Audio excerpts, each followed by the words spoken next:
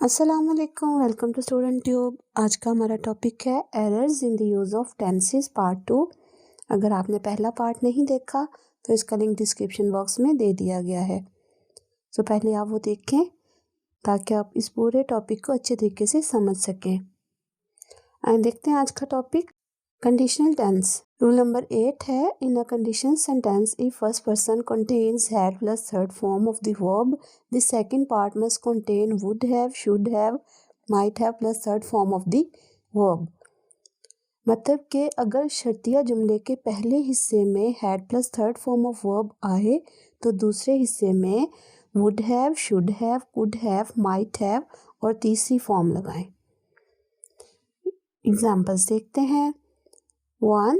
If he had worked hard, he would pass. अब देखिए इसके पहले हिस्से में had के साथ थर्ड फॉर्म है, जबकि दूसरे हिस्से में would के साथ फर्स्ट फॉर्म है। सो हमारा रूल है कि हमने पहले हिस्से में had के बाद थर्ड फॉर्म है तो हमने दूसरे हिस्से में would के साथ have और थर्ड फॉर्म का इस्तेमाल करना है। सो हमारा करेक्ट सेंटेंस है, If he had worked hard, he would have passed. Number 2 पे, if he went to Lahore he would have brought toys for me. अब यहाँ पे देखें फर्स्ट पार्ट में सेकंड वर्ब यूज़ किया गया है, जबकि दूसरे पार्ट में वुड हैव के साथ थर्ड फॉर्म यूज़ की गई है। जबकि हमारा रूल है एक पार्ट में हैड प्लस थर्ड फॉर्म होगी और दूसरे पार्ट में वुड हैव के साथ थर्ड फॉर्म होगी। हमारा करेक्ट सेंटेंस होगा, if he had gone to Lahore he would have brought toys for me. Rule number 9 है, always use first form of verb with let and to. let और to के साथ हमेशा verb की first form का इस्तेमाल किया जाता है। एग्जाम्पल्स देखते हैं। let him went there. अब देखें went जो है ये सेकंड फॉर्म है, जबकि हमने let के साथ फर्स्ट फॉर्म का इस्तेमाल करना है, तो हमारा करेक्ट सेंटेंस है let him go there. Number 2 पे, he decided to have gone there.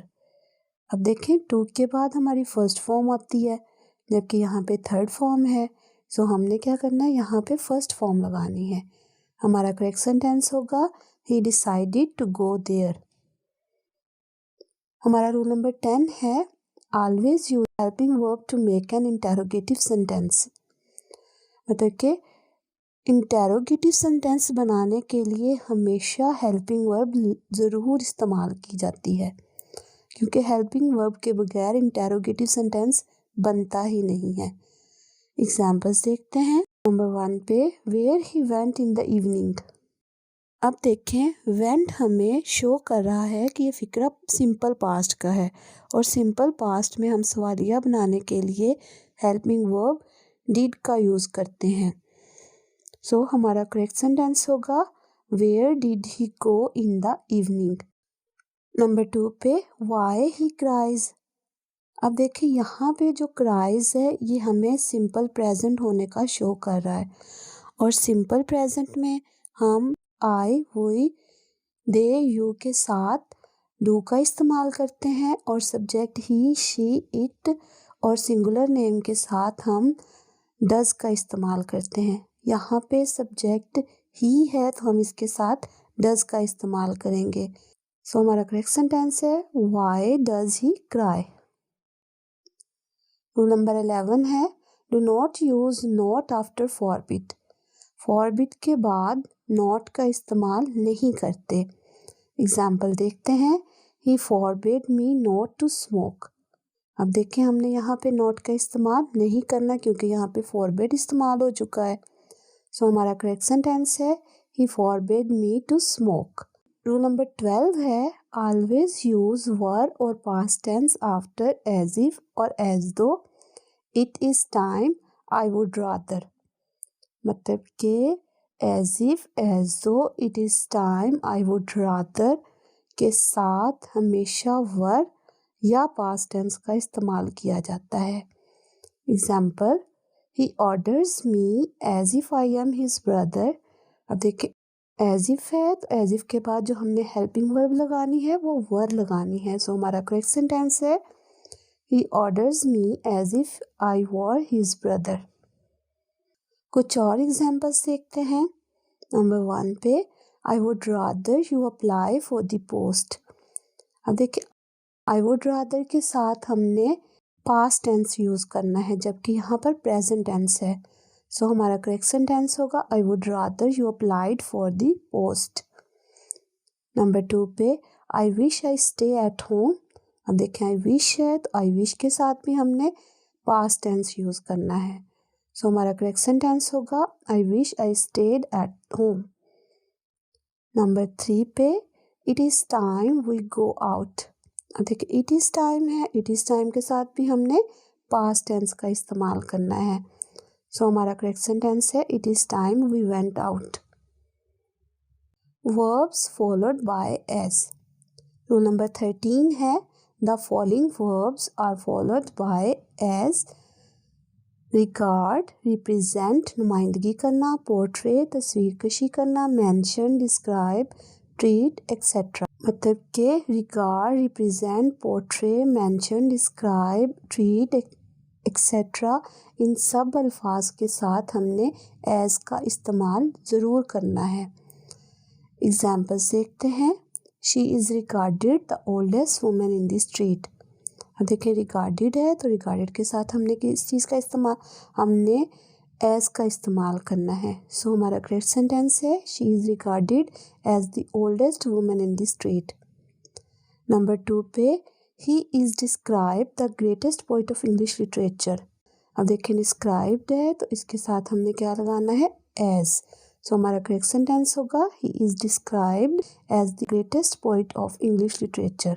Number 3 पे He is treated the greatest figure in history। अब देखें treated है तो इसके साथ भी हमने as का इस्तेमाल करना है। सो हमारा करेक्ट सेंटेंस होगा He is treated as the greatest figure in history।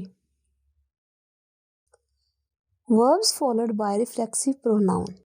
हमारा रूल नंबर 14 है The following verbs immediately take the reflexive pronoun after them। It is used according to subject। मतलब कि मंदरजा झैल अल्फाज के साथ हमेशा रिफ्लेक्सिव प्रोनाउन आता है और ये अपने सब्जेक्ट के मुताबिक आएगा। वर्ड्स देखते हैं avail, absent, avenge, enjoy, exert, make, help and acquit. देखते हैं रिफ्लेक्सिव प्रोनाउंस कौन से होते हैं। अब देखें प्रोनाउन आई का reflexive case myself, we का reflexive case ourselves, you का reflexive case yourself, he का रिफ्लेक्सिव केस हिमसेल्फ, शी का हर सेल्फ और दे का देम सेल्व्स। एग्जाम्पल्स देखते हैं। He could not avail of opportunity. देखें अवेल के साथ हमने रिफ्लेक्सिव प्रोनाउन का इस्तेमाल करना है। सो हमारा करेक्ट सेंटेंस होगा he could not avail himself of opportunity. Number 2 पे equity well in that situation. अब देखें एक्विट है तो एक्विट के साथ भी हमने क्या करना है रिफ्लेक्सिव प्रोनाउन का इस्तेमाल करना है। सो हमारा करेक्ट सेंटेंस होगा equity yourself well in that situation. Number 3 पे ही avenged on the king. Avenge के साथ भी रिफ्लेक्सिव प्रोनाउन और हमारा करेक्ट सेंटेंस होगा he avenged himself on the king. हमारा रूल नंबर 15 है no reflexive pronoun after the following verbs. मंदरजा झैल अफ़ाल के साथ रिफ्लेक्सिव प्रोनाउन नहीं लगाते। वर्ड्स देखते हैं keep, break, qualify, enlist, bath, feed, steal, stop, make, hide, shave and dress. Examples देखते हैं। नंबर 1 पे he kept himself away from school. अब देखिए केप्ट है इसके साथ हमने रिफ्लेक्सिव प्रोनाउन का इस्तेमाल नहीं करना। सो हमारा करेक्ट सेंटेंस होगा he kept away from school. Number 2 पे he qualified himself as a teacher. अब देखें क्वालिफाइड के साथ हमने रिफ्लेक्सिव प्रोनाउन का इस्तेमाल नहीं करना। सो हमारा करेक्ट सेंटेंस होगा he qualified as a teacher. Rule number 16 है do not use that with clauses beginning with interrogative words such as what, where, why, when, if etcetera. मतलब कि अगर किसी फ़िक्रे में सवालिया फ़िक्रा आ रहा हो तो इसके साथ डैट मत लगाएं। एग्जाम्पल देखते हैं। He asked me that where I lived. अब देखें, हमने इंटेरोगेटिव सेंटेंस में डैट का इस्तेमाल नहीं करना। सो हमारा करेक्ट सेंटेंस होगा he asked me where I lived. हमारा रूल नंबर 17 है inside a sentence the interrogative form of a sentence becomes positive. मतलब कि फ़िक्रे के अंदर अगर सवाल पूछा गया हो तो इसे मुस्बत फ़िक्रे की शक्ल में लिखें। मतलब कि आप अगर फ़िक्रे के अंदर कोई सवाल पूछा गया हो ना तो उसको हमने पॉजिटिव फॉर्म में लिखना है। Example, he asked me where was I coming. अब देखें, सबॉर्डिनेट जो क्लास है वो वेयर वाज आई कमिंग है, और देखें ये जो कि हमें इंटेरोगेटिव होने की सेंस दे रही है, जबकि यहाँ पे हमें सवाल पूछा गया है और हमने इसको पॉजिटिव फॉर्म में लिखना है। सो हमारा करेक्ट सेंटेंस होगा he asked me where I was coming. उम्मीद करती हूँ आज का आपको लेसन पसंद आया होगा। मेरी वीडियो को लाइक करें। मिलते हैं अगली वीडियो में, तब तक के लिए अल्लाह हाफिज़।